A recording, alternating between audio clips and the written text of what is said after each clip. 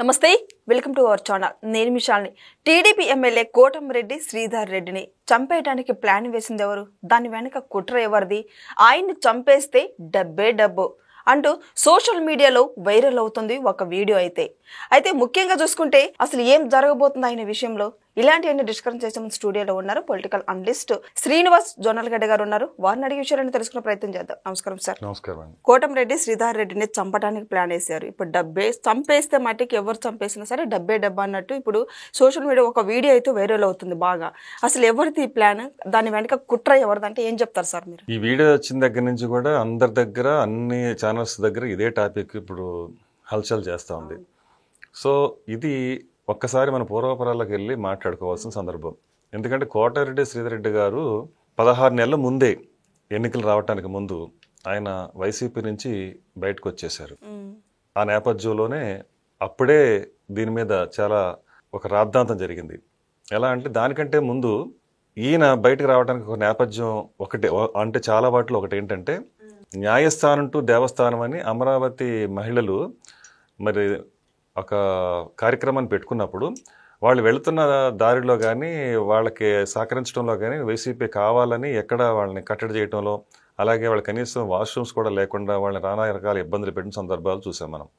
ఆ సందర్భంలో ఈ కోటరెడ్డి శ్రీధర్ రెడ్డి మానవతా దృక్పథంతో మహిళల పట్ల మనం గౌరవంగా వ్యవహరించాలి కాబట్టి వాళ్ళకి సౌకర్యాలు కల్పించాలనే ఉద్దేశంతో అనేక చోట వాళ్ళు వెళ్ళే దారిలో టాయిలెట్స్, అంటే టెంపరీ టాయిలెట్స్ అవి పెట్టడం, ఇట్లాంటివన్నీ కొన్ని కార్యక్రమాల్లో వాటర్ అందించడం కానీ ఇవి కొంచెం చేసినట్టుగా అప్పుడు చెప్పుకున్నారు.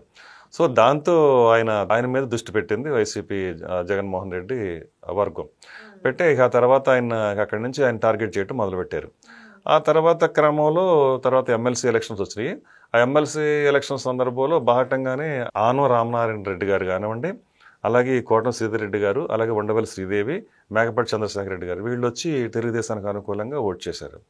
సో అక్కడి నుంచి టార్గెట్ స్టార్ట్ అయిపోయింది. ఆ సందర్భంలోనే బోరుగడ్డ అనిల్ ఒక దారుణమైన మాట మాట్లాడాను. ఏమంటే బండికి కట్టిగా లాక్కు తీసుకెళ్ళి చంపేస్తాను కోటంరెడ్డి శ్రీధర్ రెడ్డిని, లేపేస్తాను అన్నట్టుగా ఆయన మాట్లాడాడు. సో ఇది అక్కడనే బీజం పడింది. అంటే వైసీపీ ఏదైతే ప్రభుత్వం అధికారంలో ఉన్నప్పుడు కోటంరెడ్డి శ్రీధర్ రెడ్డి మీద ఏదైతే టార్గెట్ చేసి అప్పుడు మాట్లాడారో దాని పర్యవసానమే ఈరోజు మనం చూస్తున్నాం ఇక్కడ. సో ఆ తర్వాత ఆ టార్గెట్ అలా చేసిన సందర్భంలో ఎప్పుడైనా అతనికి థ్రెట్ ఉందనేది మాత్రం అప్పటి నుంచి క్లారిటీ ఉంది, ఆయనకు కూడా ఉంది. సో ఈ క్రమంలో ఇప్పుడు కొత్తగా వెలుగులోకి వచ్చిన ఈ డాన్ ఎవరైతే ఉన్నారో, లేడీ డాను అరుణ కానివ్వండి, అలాగే శ్రీకాంత్ కానివ్వండి, పేరుల్లో బయటకు వచ్చినప్పుడు సో ఈ సందర్భంలో కొన్ని అనూహ్యమైన పరిణామాలు చోటు చేసుకున్నాయి. ఆ తర్వాత అనుకోకుండా అతనికి కోటరెడ్డి శ్రీధర్ రెడ్డి అనే ఒక లెటర్ మీద సైన్ చేసి పెరోల్ కోసం రికమెండ్ చేస్తూ లెటర్ ఇవ్వటం, అది తిరస్కరణకు గురవటం, ఆ తర్వాత పొరపాటుగా తన లెటర్ ఇచ్చినందుకు తాను మళ్ళీ విత్డ్రా చేసుకున్నట్టు, అలాగే మీడియా ముందుకు వచ్చి కూడా మాట్లాడాడు. అయితే ఇదంతా ఒక ఎత్తు అయితే ఇప్పుడు ఎవరు కోటరెడ్డి శ్రీధర్ రెడ్డిని చంపాలనుకుంటున్నారన్నప్పుడు వైసీపీ సోషల్ మీడియా ముందుగానే, అంటే గుమ్మడికాయ దొంగ ఎవరంటే భుజాలు దడుకున్నట్టు ఈ కోటరెడ్డి శ్రీధర్ రెడ్డి సొంత తమ్ముడి మీదకి నెట్టేసే ప్రయత్నం చేస్తుంది. అంటే గిరిధర్ రెడ్డి తన అన్నం చంపుకోవడానికి ప్లాన్ చేశాడు, దాని వెనుకున్నదంతా అతనే. సో ఇవి అరుణ కానివ్వండి, శ్రీకాంత్ కానివ్వండి, ఇప్పుడు మాట్లాడిన వీడియోలు ఎవరైతే ఉన్నారో జగదీష్, అలాగే మహేష్, ఇంకా కొంతమంది ఉన్నారు, ఒక 5 మంది వీళ్ళు ఎవరైతే డ్రింక్ చేసి మాట్లాడారో వీళ్ళందరూ కూడా గిరిధర్ రెడ్డికి సంబంధించి వాళ్ళ ప్లాన్లో భాగంగా ఇదంతా జరిగింది అన్నట్టుగా వాళ్ళు మాట్లాడతాం. ఇప్పుడు కోటంరెడ్డి శ్రీధర్ రెడ్డిని చంపేస్తే ఆ టికెట్ ఇప్పుడు అరుణకి వస్తుందా అనే ఆరోపణలు అయితే చాలా వస్తున్నాయి. అసలు ఎలా చూడాలి దీన్ని? అదే ఇప్పుడు ఇందులో అంటే ఇప్పుడు ఏం జరుగుతుందంటే ఇక్కడ మరో వివేకానంద రెడ్డి కాబోయి త్రుటిలో తప్పించుకున్నాడు కోటరెడ్డి రెడ్డి అనుకోవచ్చు. ఎందుకంటే వివేకానంద రెడ్డి గారిని మరి ఎవరు చంపారు అనేది వాళ్ళు తెలుసు అందరికీ. మరి ఆ రోజు ఏమన్నారు, గుండెపోటు అన్నారు, తర్వాత ఏమన్నారు, గొడ్డలిపోటు అన్నారు. ఆ తర్వాత ఆ గొడ్డలిపోటు ఎవరి మీద నెట్టారు, నారాసుర రక్త చరిత్రని చంద్రబాబు నాయుడు గారి మీదకి నెట్టారు. ఆయన చేతిలో కత్తి పెట్టి పెద్ద హెడ్డింగ్తో రాసుకొచ్చారు, పెద్ద మెయిన్ పేజీలో సాక్షిలో, అలాగే మీడియాలో కూడా చెప్పించారు. ఆ తర్వాత అది కాస్త ఫెయిల్ అయిన తర్వాత ఏం చెప్పారు, బీటెక్ రవి ఇంకా మిగతా వాళ్ళ మీద ఆదినారాయణ రెడ్డి అని ఎవరు ఇంకా ఉన్నారు కొంతమంది, వీళ్ళ మీదకి నెట్టే ప్రయత్నం చేశారు. అది కూడా ఫెయిల్ అయిపోయింది. ఫెయిల్ అయిపోయిన తర్వాత మళ్ళీ ఫైనల్గా ఇంకో సందర్భంలో ఇంకేం మాట్లాడారు, సునీత వాళ్ళ హస్బెండ్, అంటే సునీత అంటే వివేకానంద రెడ్డి గారి కూతురు, ఆవిడ మీదకి నెట్టే ప్రయత్నం చేశారు. అంటే సొంత తండ్రిని ఆవిడ చంపించడానికి కారణమైంది అన్నట్టుగా ఇప్పుడు కూడా అదే కదా నడుస్తున్న ఎలిగేషన్. దీన్ని బట్టి అసలు దోషులు ఎవరనేది మనకి ఇప్పుడు తెలుస్తూనే ఉంది. ఇప్పుడు అవినాష్ రెడ్డి అంతా చేయించింది, ఆ వెనక ఇంకా వేరే ఉన్నారు, ఇదంతా కూడా ఒక కుట్రపూరితంగా జరిగింది అనే విధంగా సునీత రెడ్డి మరి 6 ఏళ్ల నుంచి పోరాడుతూనే ఉన్నారు. సో ఇప్పుడు ఈ సందర్భం ఎందుకు మాట్లాడుతుందంటే అదే విధంగా వైసీపీకి అలాంటి చరిత్ర ఉంది, నేర చరిత్ర ఉంది. అంటే సొంత మనుషులతోనే చంపించే కార్యక్రమం పెట్టుకుంటారు. ఇక్కడ కూడా ఏంటంటే ఇప్పుడు ఎవరైతే లేడీ డాన్ అరుణ ఉన్నారో అలాగే శ్రీకాంత్ ఉన్నారో వాళ్ళ ద్వారా ఈ కార్యక్రమాన్ని కంప్లీట్ చేయించి సుఫారీ ఇచ్చి కోటమిరెడ్డి శ్రీధర్ రెడ్డిని తమ్ముడే చంపించాడు అన్నట్టుగా ఒక బిల్డ్ చేద్దామని అనుకున్నారు. సో ఆ హైడ్రామాని క్రియేట్ చేద్దాం అనుకునే సందర్భంలో ఇది అనుకోకుండా వైరల్ అవటం, ఈ వీడియో బయటపడటం జరిగింది. అయితే కోటమిరెడ్డి శ్రీధర్ రెడ్డి గారు ఏమడుగుతున్నారంటే ఇది 3 రోజుల ముందే ఎస్పీకి సమాచారం ఉన్నా కూడా మరి ఈ విషయాన్ని నన్ను అలర్ట్ చేయడం కోసం ఎందుకు మరి బయట పెట్టలేదు, కనీసం నాకు ఫోన్ చేసేనా లేకపోతే నాకు ఇలాంటి పరిస్థితి నీకు ఎదురుగాపోతుందన్నా థ్రెట్ ఉందన్న విషయాన్ని కూడా ఎందుకు మరి నాకు ఆ సమాచారం ఇవ్వలేదు అనేది ఒక ప్రశ్న అయింది. రెండో ప్రశ్న ఏంటంటే నా తమ్ముడి మీద నెట్టాలనే ప్రయత్నం చేసింది ఎవరు, అసలు దీని కుట్ర వెనకాల ఉన్నది ఎవరు డబ్బులు ఇద్దాం అనుకున్నారు వాళ్ళకి, ఎవరైతే ఇప్పుడు 5 మంది గ్యాంగ్ మాట్లాడుకుంటున్నారో వాళ్ళకి ఎవరు వెనక సుపారీ ఇచ్చి నన్ను చంపించడానికి ప్రయత్నం చేస్తున్నారు అనేది ఒకటి. సో అరుణకి శ్రీకాంత్కి దీంట్లో వాళ్ళ ప్రమేయం ఎంతవరకు ఉంది, వీళ్ళ వెనక ఉన్నది ఎవరు.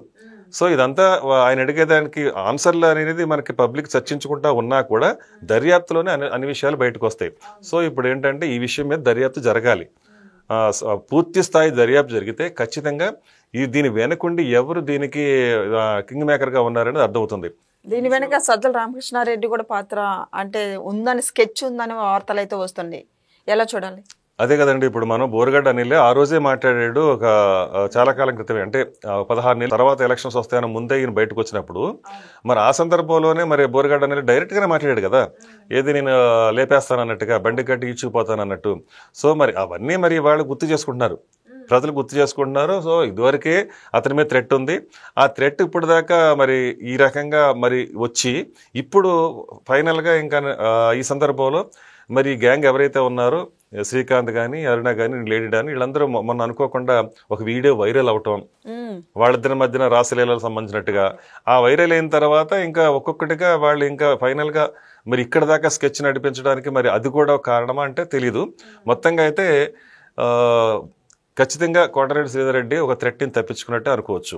అయితే ఇది ఆయన ఒకటే అంటున్నాడు, నేనే భయపడేది లేదు ఇలాంటి వాటికి, నేను ప్రజల మనిషిగా ఉన్నాను, కార్యకర్తల మనిషిగా ఉన్నాను, ప్రజల కోసం నేను ఆ చావుని ఎదురిస్తాను అంటున్నాడు.